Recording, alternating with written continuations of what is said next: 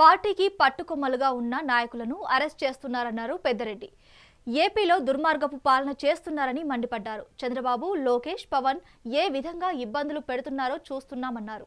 కూటమి ప్రభుత్వం మిథున్ రెడ్డిపై కక్ష సాధింపు చర్యలకు పాల్పడుతోందని ఆరోపించారు. చంద్రబాబు రాజకీయ జీవితంలో తీరని మచ్చ మిగులుతుందని హెచ్చరించారు. మేము తప్పు చేయలేదు, కడిగిన ముత్యంలా మిథున్ రెడ్డి బయటకు వస్తాడంటూ అన్నారు.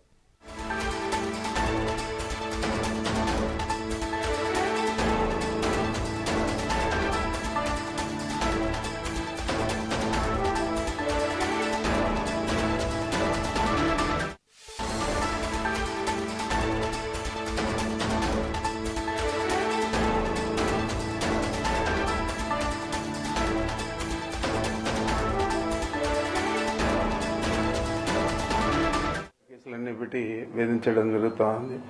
మరి అనేక రకాలుగా అనేక కేసులన్నీ కూడా మా మీద పెట్టడం జరుగుతోంది. ఇప్పుడు తారస్థాయికి చేరి ఈ లిక్కర్ స్కామ్ లో మా తనయుడంటే మిథున్ రెడ్డి గారి ప్రమేయం ఉంది అని చెప్పి ఆయన 3 సార్లు ఎంపీకి రాష్ట్ర ప్రభుత్వంలో ఏమైనా పాల్గొనేదానికి పాలు పంచుకునేదానికి అవకాశం ఉందని అడుగుతా ఉన్నాను. ఏదో జగన్మోహన్ రెడ్డి గారితో సఖ్యతగా ఉండాడని చెప్పి ఆ ఒక్క నెపం మీద అతని మీద ఫాల్స్ కేసు పెట్టి ఈరోజు మళ్ళా నిన్న సాయంత్రం అరెస్ట్ చేశారు. ఈరోజు జైలు కూడా పంపించే పరిస్థితి ఉంది. మరి మనం చూస్తున్నాం, ఇది కూడా చూడండి మీరు, తప్పకుండా ఇది కూడా తప్పుడు కేసుగా తేలుతుంది. మరి ఇలాంటి తప్పుడు కేసులన్నీ పెట్టి ప్రభుత్వాన్ని నడుపుతూ ప్రతిపక్ష పార్టీలను అదుపులో తీసుకోవాలనే ఒక వేరే ఆలోచన చంద్రబాబు నాయుడు చేస్తున్నాడు. తప్పకుండా దీని పర్యవసానం వచ్చే ఎన్నికల్లో కాదు, ఆయన రాజకీయ జీవితం మీదే ఒక తీరని మచ్చగా ఏర్పడుతుంది అనేది అతను ఆలోచన చేయలేదు.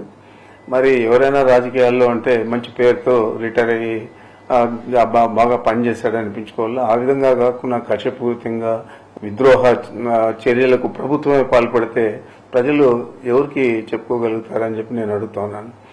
ఈరోజు మిథున్ రెడ్డిని అరెస్ట్ చేయడం అనేది ఆయన ఎంపీనా లేకపోతే 3 సార్లు ఎంపీ మళ్ళా లోక్సభలో ఒక పార్టీకి నాయకత్వం వహిస్తూ ఉన్నాడు. ఇవన్నీ ఒక పక్కన పెడితే నా కుమారుడుగా నేను చెప్తున్నాను, ఇది కేవలం మా మీద ఉన్న కక్ష, మా మీద ఉన్న విద్వేషం, ఎన్నికల్లో మేము ధీటుగా ఈ జిల్లాలో పనిచేస్తామని చెప్పే ఆలోచన, ఇవన్నీ కలిపి చంద్రబాబు నాయుడు చాలా తీవ్రమైన వ్యతిరేకతతో ఈ చర్యకు పాల్పడినాడు. దీనికి తప్పకుండా ఈ జిల్లా ప్రజలే కాదు, రాష్ట్ర ప్రజలు కూడా జవాబు చెప్తారు సమయం వచ్చినప్పుడు. నేనైతే దీని మీద చింతించడం లేదు.